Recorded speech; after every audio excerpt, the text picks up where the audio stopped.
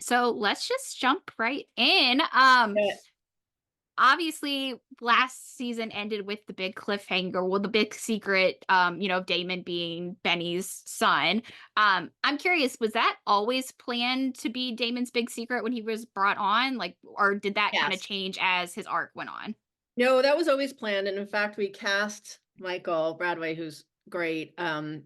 When we saw him, we wanted to bring him in right away to audition because I was like, he has the Severide blood in him. So yeah, we were planning that from the beginning. But it was fun, especially when we had the episode with the stolen truck to play. What is this secret? And maybe it's something more, nefarious. But yeah, that was always the plan, and the fallout of that is going to be very fun to watch as well.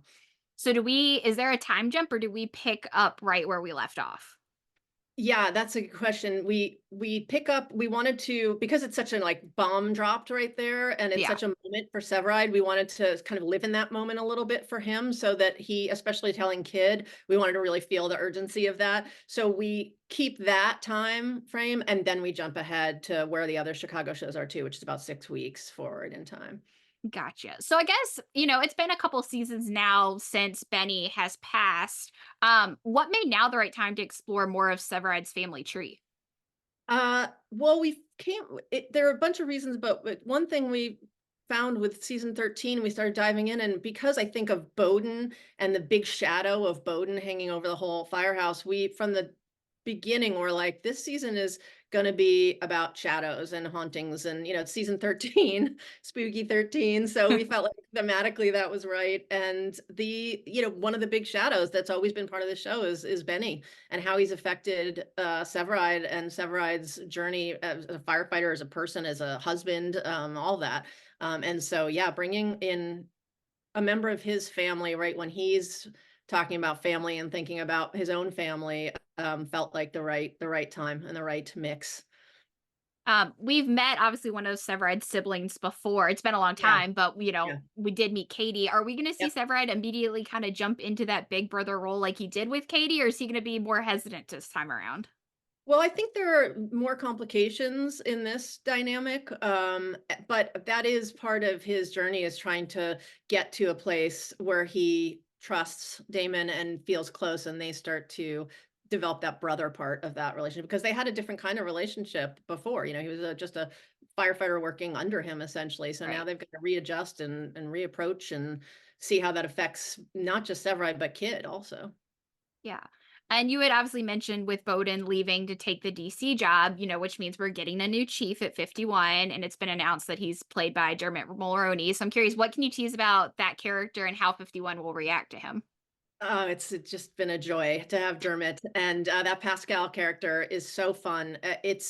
He comes in a force of his own, and he makes it clear from the jump that he's not trying to be Bowden, and he's not Mhm. worried about Bowden's shadow. He's gonna do things his own way, and, so yeah, he says, "New rules, my rules," right from the beginning, and so getting to see everybody, it really felt like a, kind of restart of the show in a way because we get to see all our characters having a totally different relationship with the boss than they've had Right. before. Having a new boss, it's not the kind of dad boss that they had before. It's not the boss that they know and love and have nurtured them along the way. This is a guy with kind of mysterious, inscrutable, close to the vest guy who doesn't come in with speeches and close hugs. He comes in very much keeping a distance, but always studying. That's a great thing about this character. He's always studying our firehouse and trying to figure it out and figure everybody out. And while they're trying to learn about him. So there's all sorts of new dynamics that shakes up relationships even between other firehouse members,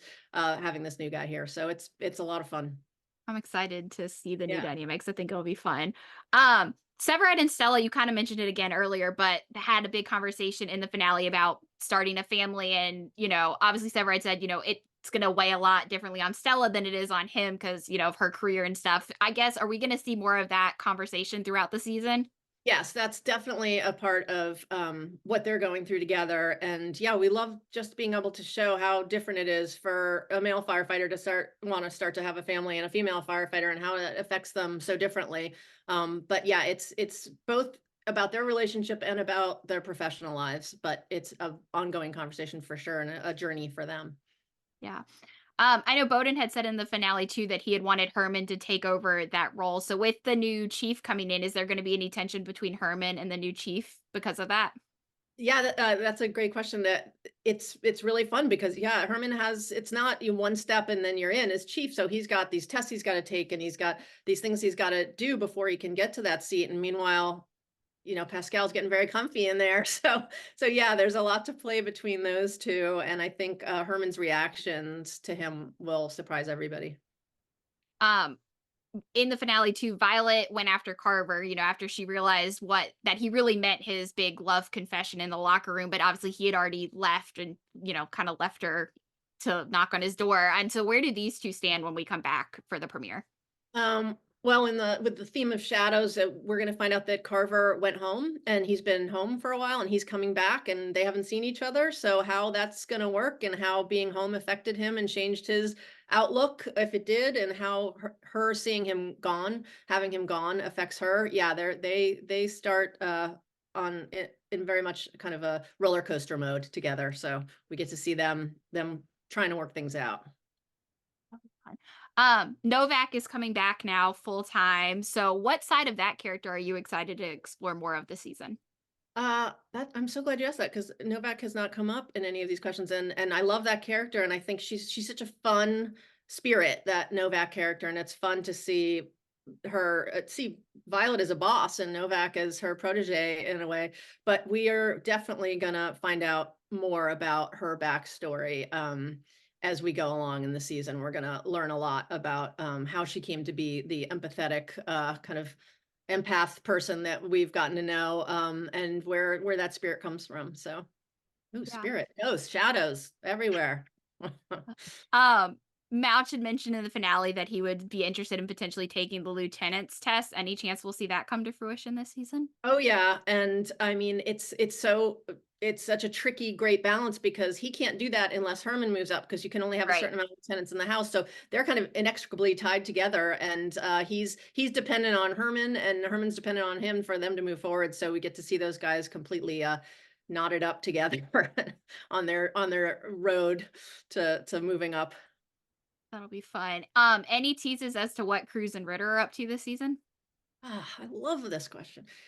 There are big changes coming for both of them, especially for Cruz. We have a story for Cruz again with the theme of haunting and in the past, shadows. We have, and this is such a great thing about having 13 years to play with, but we are bringing a character back into Cruz's life that we haven't seen in a very long time.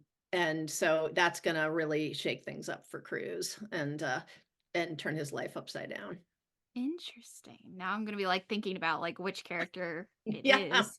Yeah. I just have one last question because I know I'm kind of almost out of time. But obviously, I guess I feel like wouldn't be beginning of the season press if I didn't ask you. Now that we're kind of back in like the most normal season in the last couple years, are there any plans for a big like crossover between all three shows, or not yet? We Or love doing those, and the fact that we do have the full 22 this year, and we have the time to do that, is an added bonus. So yeah, we're very much talking about it, hoping to do that. We're talking about that as well as the mini ones where we get to have characters crossing our show and our guys go to theirs. We got a bunch of those going on at the beginning of the season, so those are fun too. But yeah, that's the big hope, and with 22, we should be able to pull that off this year. awesome. I'm excited. I know everyone's been asking, like, when does the crossover come back? It's like, hopefully. This seems like the time, hopefully. Yeah, that we're absolutely hoping for that too. Everybody loves doing those, and we know the audience gets a kick out of them, which we love. So, Awesome. Well, that's all I've got, Andrea. Thank you for all talking with right, me. thank you I so much. I had appreciate a it.